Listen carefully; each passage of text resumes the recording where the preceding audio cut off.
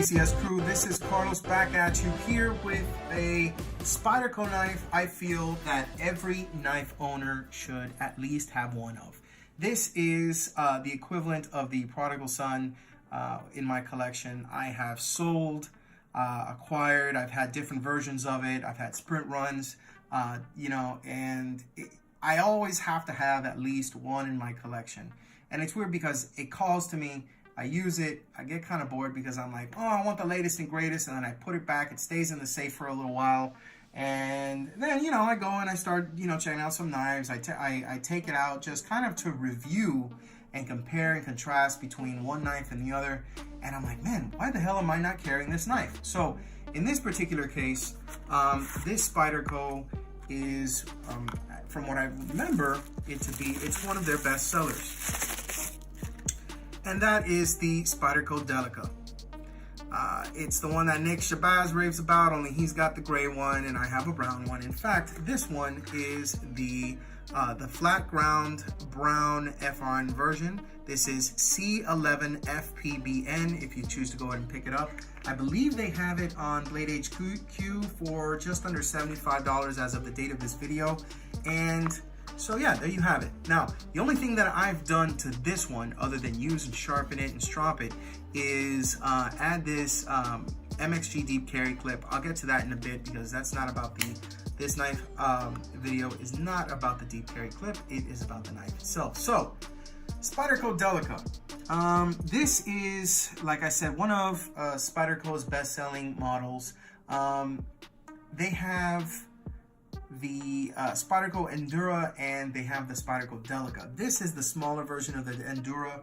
The blade length on this one is 2.875 inches, and you have a thickness behind the blade of 0.09, and the truth is this is very thin and slicey.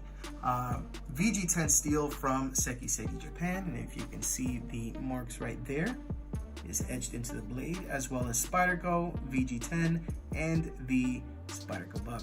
Now, a few things I want to go ahead and point out. This is one of the few knives from Spyderco that is fully ambidextrous. It is a backlock tapped for tip up or tip down carry. It's a little something for everybody. And the great thing about this is you have the thumb hole opening and very nice, smooth opening backlock sequence. Backlock works really well. It's actually notched here. If you notice here, they have kind of like a notch. So your thumb kind of gets in there and just actuates it. You can go ahead and close it. And if you choose to go ahead and flick it, a lot of them can be lubed, treated, and set up to be able to flick out kind of like this. So weight on this guy is 2.5 ounces, and actually just to confirm that, let me go ahead and take out my handy dandy scale here. This is my digital scale that tends to not fail. Now, I do want to go ahead and give a disclaimer that that's based on the standard clip. This is an MXG deep carry clip, so let me go ahead and see if I can get this to calibrate correctly. Okay. Okay. What the? All right, let me try this again. Okay, now, here we go. 2.29 ounces. Okay. Huh. Let's try this again. 2.29 ounces. One more time. 2.29 ounces, and that's with the MXG deep carry clip, standard FRN model Delica. So take that, Blade HQ, because that's where I had originally got the information of it being 2.5 ounces. Now, handle length is just over 4.25 inches. Thumb hole, obviously, it makes it very, very easy to be able to go ahead and actuate. You can use any of your fingers. This is how I typically open and close it. Very easy to work with one-handed. I happen to know that there are gun channels with famous YouTube reviewers like Hickok 45 and Yankee Marshall that actually EDC this knife. I was in a chat once with Yankee Marshall, and I asked him what he EDC'd, and he pulled out his Delica, and it was actually the bright orange version. And Hickok 45 actually carries, if I'm not mistaken, it's the black, it's an older version with the saber grind. Now, they made this version with a thicker blade thickness in the saber grind, and then they decided, you know what, we're just gonna go ahead and go with the full flat grind, and I'm kind of glad that they did. The blade stock is nice and thick here.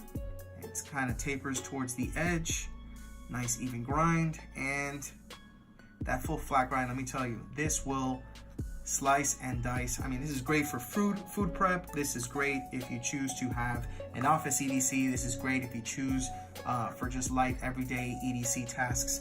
And it's a very, very sharp steel. It can take a nice keen edge with VG10, and once it's dulled out to the point where it needs some serious resharpening, it's actually been heat treated to where it's easy to get it back to the sharpness. Now, there's a few things I want to go ahead and talk about with this knife that I think that could use a little bit of work. So first and foremost,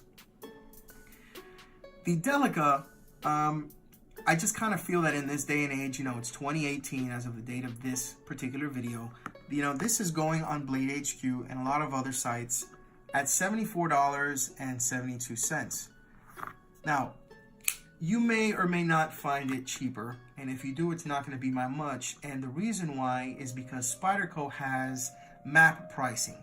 So this is basic manufactured advertised pricing. You cannot, if you want to sell Spyderco knives, you have to set it at the price that they tell you to set it. Not for nothing, but I mean, if it's not selling well, lower the price, put it on sale, increase demand, go ahead and sell a few, up the price again, let demand subside, and keep things, on a nice balanced front when you compare it to some other companies. I really don't like the fact that Spyderco has that set up. And, from 2017 to going to 2018, they did a few things which actually,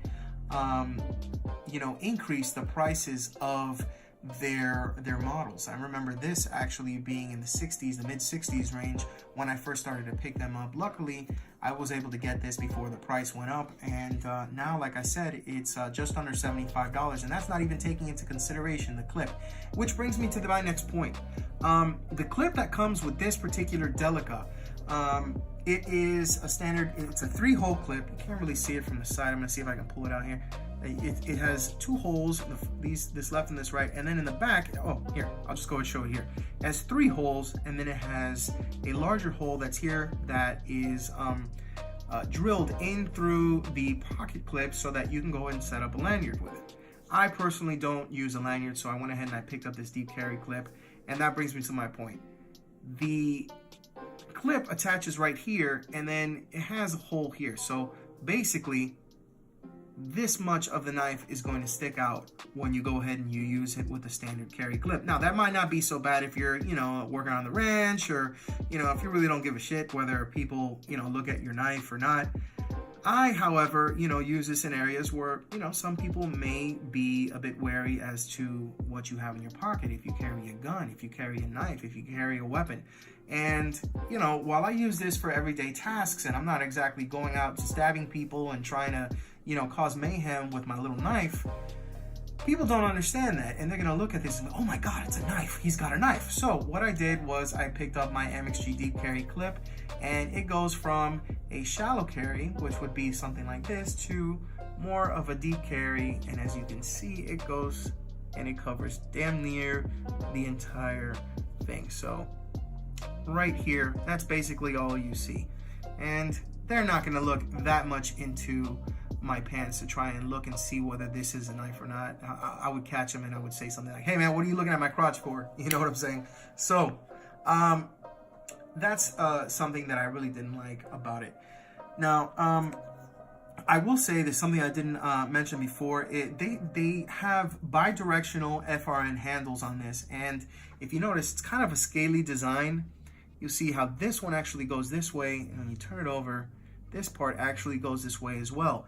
And the reason why they are both, basically gravitating towards the middle right here, where it says Spyderco Delica, is because that is so the FRN handles can grip your hand and cause kind of a bit of traction, which it's passive traction that grips and envelops your the fat in your fingers, I guess you could say, nice and easy, but it doesn't make it so grippy to where it leaves these crazy marks on your hands. You have jimping behind the on the spine, actually on the FRN scales to the left and to the right of the backlock, as you can see here, and you have some jimping right here on, I want to say the back of the head of the blade. Yeah, I'll say it like that, to where you can put your thumb here and you can rest it, and this is actually an extremely comfortable knife.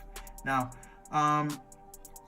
something I do want to bring up, and I don't know if it's maybe because of the fact that they have the stretch that is kind of the in-betweener between the Delica and the Endura, but one thing I just can't wrap my head around is why they decided to make a handle that's 4¼ inches and then a blade that's 2.88. Maybe they were trying to go ahead and make sure that it got, that the Delica was able to go ahead and fit as many jurisdictions for knife laws under 3 inches in blade length as possible.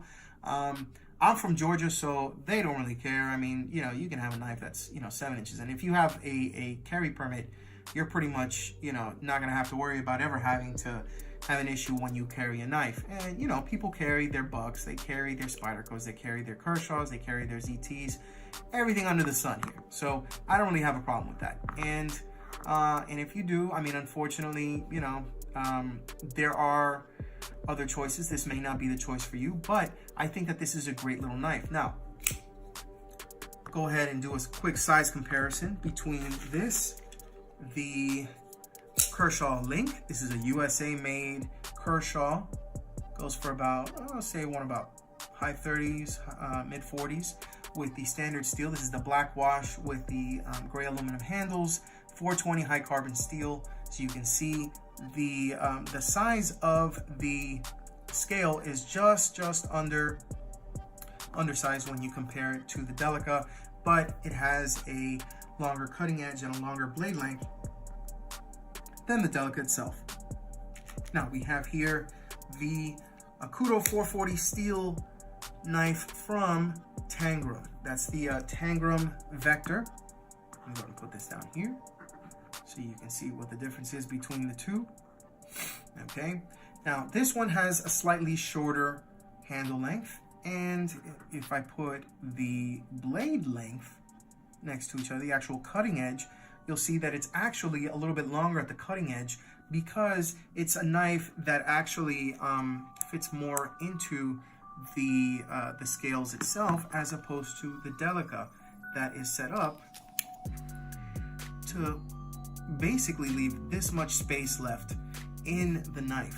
And aside from that, you have kind of an area where you can choke up on. I guess I don't want to say it's a choil because it's really not. It's not really beveled to go ahead and create a choil. But if you needed to, you can choke on up on it to go ahead and make some wood carving, that sort of thing. Or if you had to go ahead and skin something nice and finely, you can do it with this knife. Let me take this out of the way. Now, another thing that I don't like about this, and you can go ahead and see it, I'm sure that this is, been brought up in other videos, but you have the grind and it goes and stops right here. And then you just have kind of nothingness between the blade and right here. What I guess you can call it a false choil. I'll call it a false choil for now. This would have been great if they would have gone ahead and they would have put a sharpening notch. That way you can go ahead and sharpen the blade all the way to the end and not have to worry about nicking this here on the side or creating any issues. But, I digress.